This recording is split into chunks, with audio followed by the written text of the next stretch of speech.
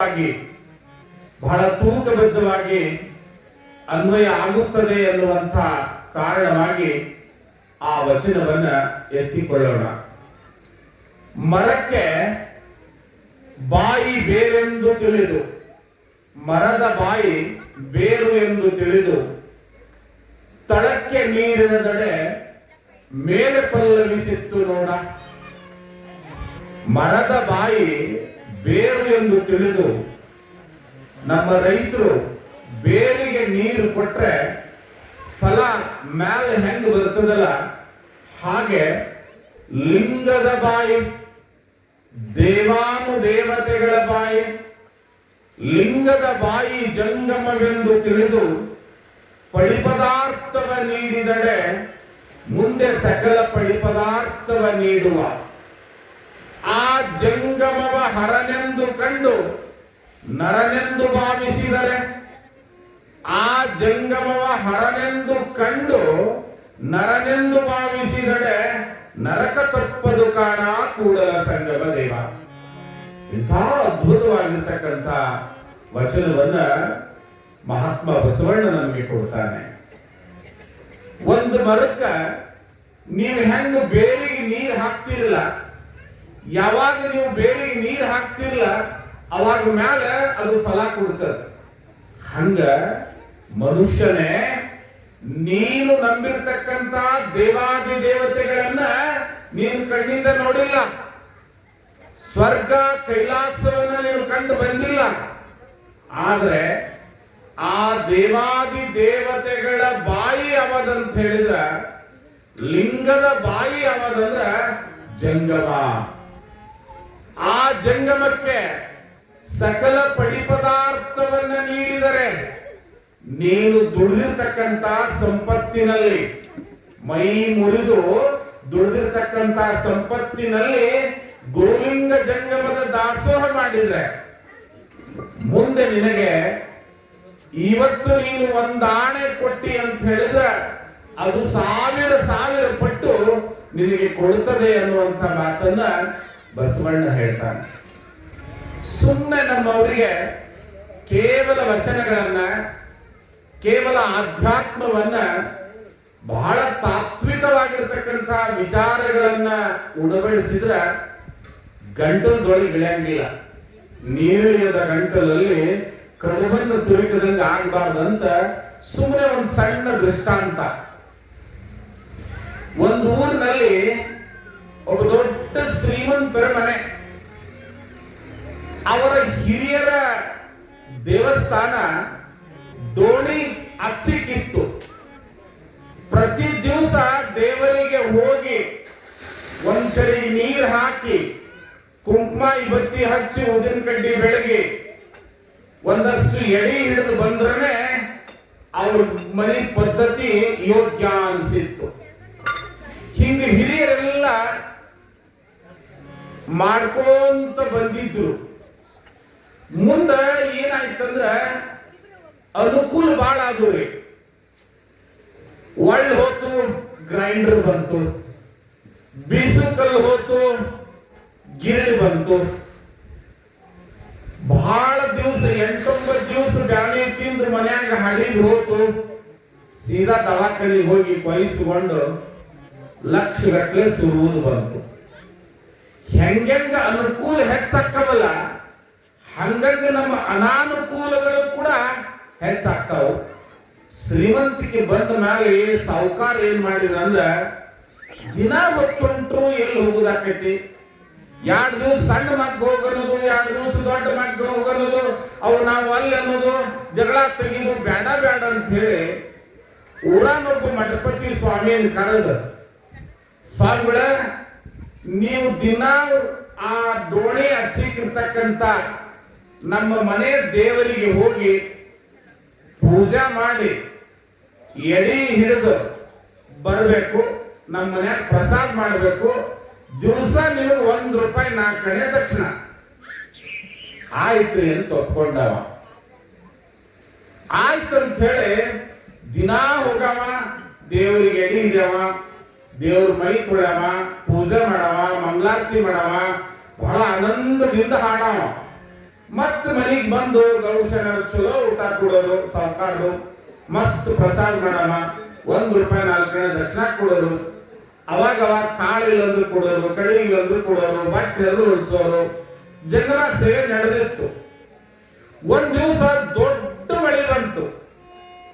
ಮಳೆ ಬಂದು ಆ ಕಡೆ ದೇವರಿಗೆ ಹೋಗ್ಬೇಕಾದ್ರೆ ಡೋಣಿ ಅಡ್ಡ. ಬೆಗಿಯ ಹುಡುಗ ಕಷ್ಟಪಟ್ಟು ಹೋದ, ಒಂದು ನಡುಗಡ್ಡಾಗ ಸಿಕ್ಕೊಂಡ್ಬಿಟ್ಟ. ಡೋಣಿ ಬಹಳ ವಿಪರೀತವಾಗಿ ಏರಿ ಬಂದ್ಬಿಡ್ತು. ನೋಡ್ದ ಹೊತ್ತು ಬಹಳ ಆತು. ಅವತ್ತ ಅಮಾಸೆ ಬೇರೆ. ಚಲೋ ಬಿಸಿ ಬಿಸಿ ಬಿಸಿ ಹೋಳಿಗೆ ಮಾಡಿ ಮ್ಯಾಲೆ ಅವರ ಮನ್ಯಾಗ ಮಾಡಿರ್ತಕ್ಕಂಥ ತುಪ್ಪ ಹಾಕಿದ್ರು. ಹೊಟ್ಟೆ ಹಸಿತ್ ನೋಡ್ರಿ. ಜಗತ್ತಿನ ಅತ್ಯಂತ ಯೋಗ್ಯ ಶಿಕ್ಷಕ ಯಾರು ಅಂದ್ರ ಹಸಿವಂತ.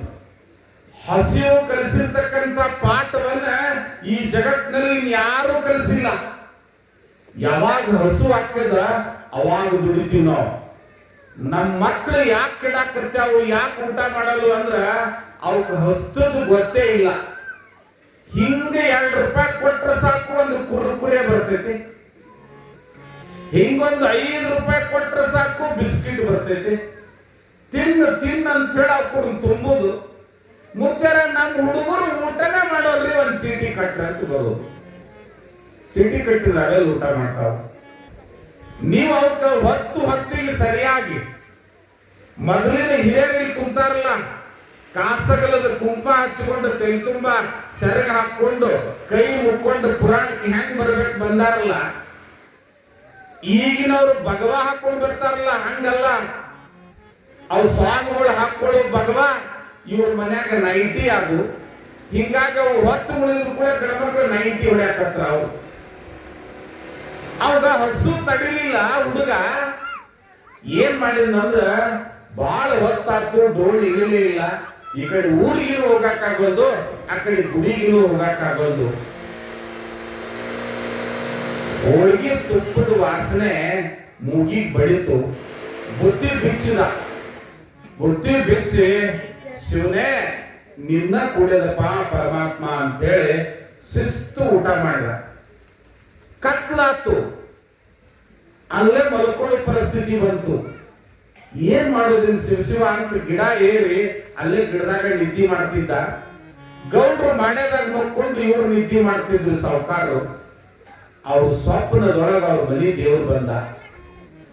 ಸಾವುಕಾರ, ನಿಮ್ಮ ಅಪ್ಪ ಉಳಿಸಿದ್ದ, ನಿಮ್ಮ ಮುತ್ಯ ಉಳಿಸಿದ್ದ, ನೀ ಉಳಿಸಿದ್ದಿ, ನಿಮ್ಮ ಮಕ್ಕಳು ಉಳಿಸಿದ್ರು. ಎಂದೂ ನಾ ಹೊಟ್ಟೆ ಹಸಿ ಊಟ ಮಾಡಿದ್ದಿಲ್ಲ. ಇವತ್ತು ಏನ ಸ್ವಾಮಿಗಳು ಹುಡುಗನ ಕೈಯಾಗ ಎಡಿ ಕೊಟ್ಟು ಕಳಿಸಿಯಲ್ಲ, ಇವತ್ತಿನಂತ ಊಟ ನಾ ಎಂದೂ ಮಾಡಿಲ್ಲಪ್ಪ ಅಂದ.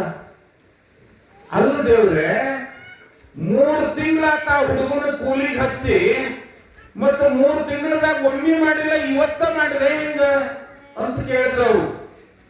ಇಲ್ಲ 3 ತಿಂಗಳ ಅವತ್ತ ನನ್ನ ಮುಂದೆ ಇರ್ತಿದ್ದ, ಅವ ಬರೋಟಿಗೆ ನನ್ನ ಪ್ರಸಾದ ಆಗಿರ್ತಿತ್ತು, ಹಂಗ ಬಿಡ ಉಪವಾಸ ಇರ್ತಿದ್ದ.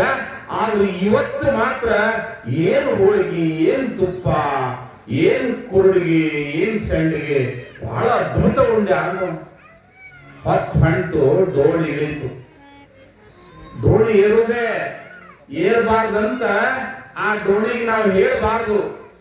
ಯಾಕಂದ್ರ ಏರುವುದು ನಿಸರ್ಗದ ನೇಮ, ಇಳಿದು ಕೂಡ ನಿಸರ್ಗದ ನೇಮ.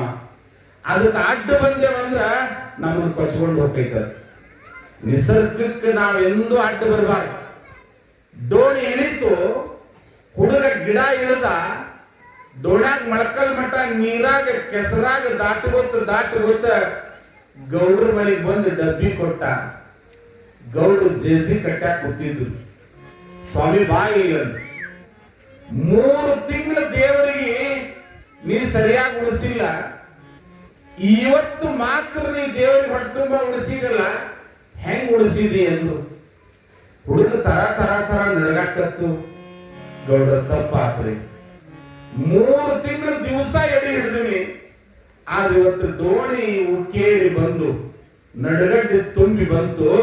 ಹಿಂಗಾಗಿ ಗಿಡದಾಗ ಕುಂತಿದ್ಯಾ, ಹೊಟ್ಟೆ ಹಸು ತಾಳಲಿಲ್ಲ, ನಾನ ಉಂಡೆ ಅನ್ನೋ.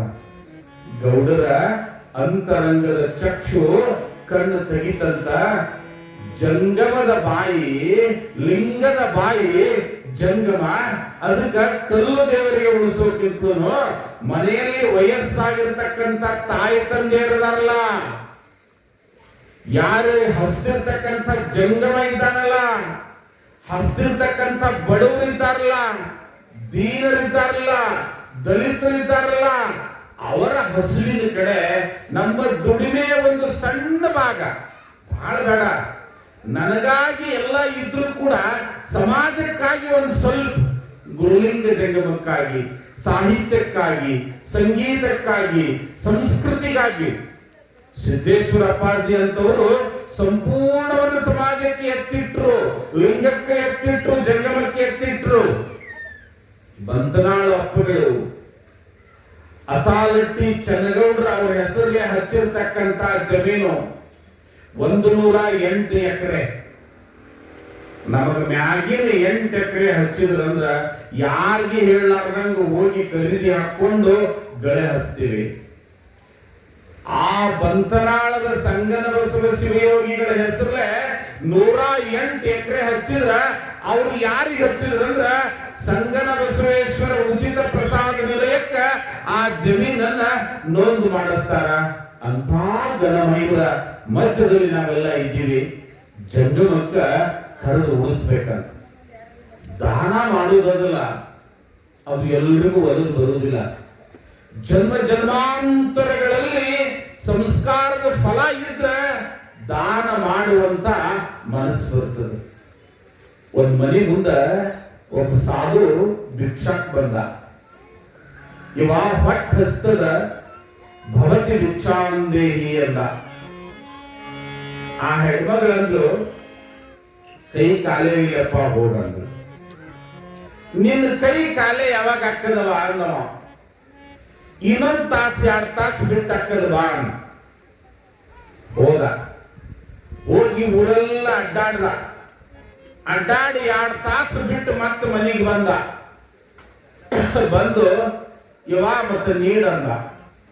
ಅಲ್ಲ ಸಾಬು ಕುದಿಗಿದ್ದೇತಿ ತಾಸು ಬಿಟ್ಟು ಬಾ ಬಂದ್ಬಿಡುದ.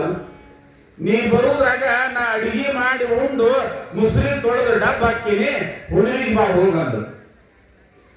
ಹುಡುವಿಗೆ ಬಂದ. ಸಾಧು ಈ ಹುಡುವಿ ನಮ್ಮ ಮನ್ಯಾಗ ಮಾಡಂಗಿಲ್ಲ ಅಂದ್ರು. ಮತ್ತೆ ಯಾವಾಗ ಬರ್ಲಿಯವ? ಅಮಾಸಿಗೆ ಬಾ.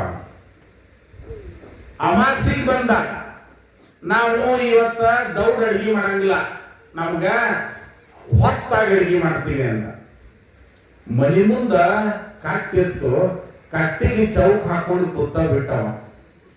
ನೋಡ್ರಿ, ಸಾಧುಗಳು ಜಂಗಮರು ನಿಮ್ ಮನೆಗೆ ಯಾಕೆ ಬರ್ತಾರಂದ್ರ ಅವ್ರು ಹೊಟ್ಟ ಹಸ್ತು ಬರುದಿಲ್ಲ, ದಾಸೋಹ ಮಾಡೋದನ್ನ ಕಲಿಸ್ಬೇಕಂತ ಬರ್ತಾರ. ನೀಡೋದನ್ನ ಇವ್ರಿಗೆ ಕಲಿಸ್ಬೇಕು. ಅದು ಜಂಗಮದ ಕಾಯಕ. ಕಟ್ಟಿಗೆ ಕುಂತ ಹೊತ್ತು ಮುಳುಗಿತು. ಇವ್ರು ಎರಡಕ್ಕೂ ಹೊಟ್ಟೆ ಹಿಸಿತು ಸಿಕ್ಕಾಪಟ್ಟಿ. ಮನ್ಯಾಗ ಯಾವಾಗ ಒಂದಷ್ಟು ಮಾದ್ಲಿ ಮಾಡಿಟ್ಟಿದ್ರು. ಆ ಮಾದ್ಲಿ ಒಂದು ಬೊಗಣೆಗೆ ಹಾಕಿ ಅದು ತುಂಬಾ ತುಪ್ಪ ಹಾಕಿದ್ರು. ಸಾಧು ಅಂತ ಆಕಳಿಸಿದ.